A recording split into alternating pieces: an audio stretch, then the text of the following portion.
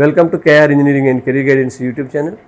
మరి JEE main స్కోర్తో డైరెక్ట్గా మీరు టెక్ మహేంద్ర యూనివర్సిటీలో, హైదరాబాద్లో ఉన్న టెక్ మహేంద్ర యూనివర్సిటీలో అప్లై చేసుకోవచ్చు. దీనికి సంబంధించి కేవలం జేఈ స్కోర్ ఆధారంగా, జేఈ మెయిన్ స్కోర్ ఆధారంగా మీకు అడ్మిషన్స్ అయితే లభిస్తాయి. దాదాపు 85-80 అబోవ్ ఉన్న వాళ్ళు ఎలిజిబుల్ చేస్తూ అవుతారు.